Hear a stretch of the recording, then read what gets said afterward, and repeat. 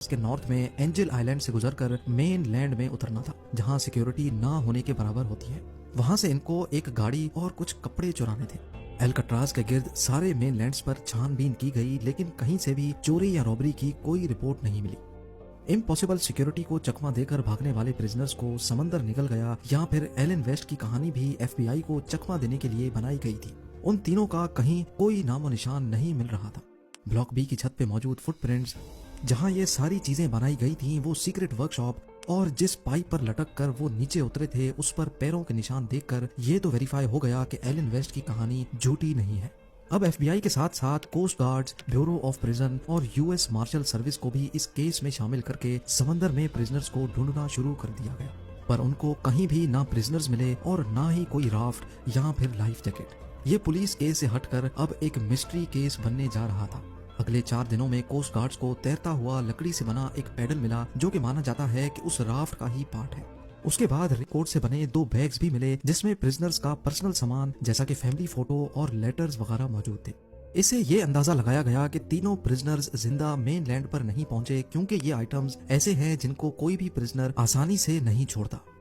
कोई भी dead body 2 दिनों के बाद पानी के सरफेस पे फ्लोट करने लगती है, लेकिन अगले कई महीनों तक इन्वेस्टिगेशन टीम को ना कोई बॉडी मिली, ना कोई बॉडी पार्ट।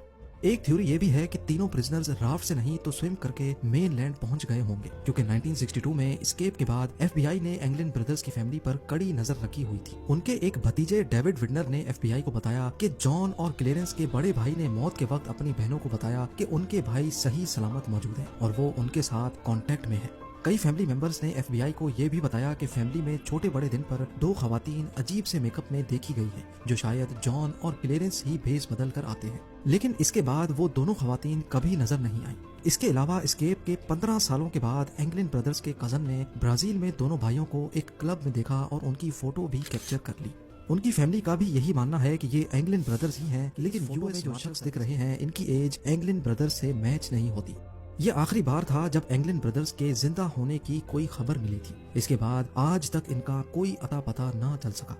एस्केप के अगले ही साल एल्काट्राज को बंद कर दिया गया। 1979 में हिम्मत हार कर एफबीआई ने भी ऑफिशियली इस केस से हाथ उठा लिए। अब सिर्फ यूएस मार्शल सर्विस है जहां ये केस अभी तक खुला हुआ है, और ये तब तक खुला रहेगा जब तक या तो प्रिजनर्स पकड़े नहीं जाते, उनकी डेड बॉडी नहीं मिलती, या फिर उनकी एज 99 नहीं हो जाती। एल्काट्राज आइलैंड को आज एक नेशनल पार्क में बदल दिया गया है, जहां टूरिस्ट ब्लॉक बी की उन्हीं सलाखों को देख सकते हैं जहां 60 साल पहले एंगलिन ब्रदर्स, फ्रैंक मॉरिस और उनके साथी एलन वेस्ट कैद हुआ करते थे।